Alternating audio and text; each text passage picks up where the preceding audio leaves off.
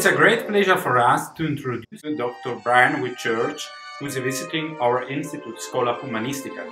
Dr. Whitchurch obtained a PhD from Fordham University and is now a classicist and teacher at Washington Latin School, and he has agreed to talk us about the topic of his doctoral dissertation, and it is a dissertation on the fall of Constantinople.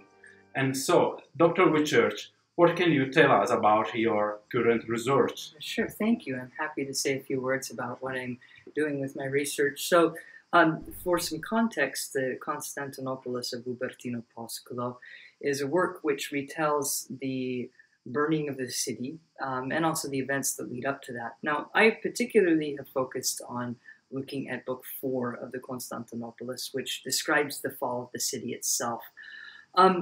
So what do I find interesting about the Constantinopolis? I find its use of intertext and allusion a fascinating engagement with the classical literary tradition, in addition to many other literary traditions that Posculo is pulling from in his work.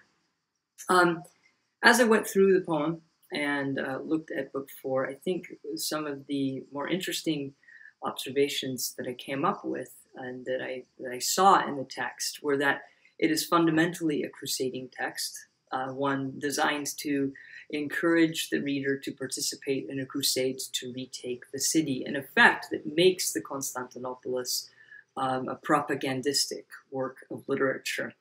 But what I find stunning about that fundamental nature of the poem relative to what one finds toward the end of it, what I find incredibly interesting is that he chooses to conclude the poem within the last 7 lines or so, a call for crusade itself by using the famous war cry, Deus vult. However, Posculo, instead of saying Deus vult, uses Deus velet, this subjunctive, which is decidedly less certain, less concrete than what you get in your more indicative statement as famous in prior crusades.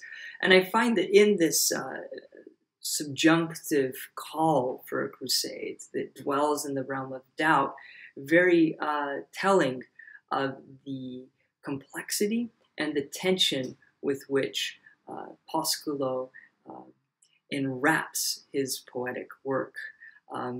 It's, on the one hand, something that presents you with a degree of confidence, right? But on the other hand, lying beneath the surface are these cries for being less certain. And I think that's very well embodied in the Deus velut that you see at the end of the poem, and in other places as well.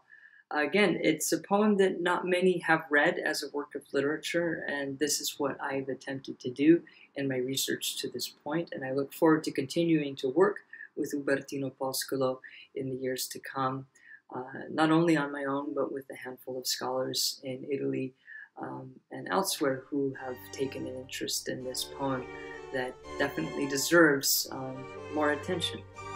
Thanks.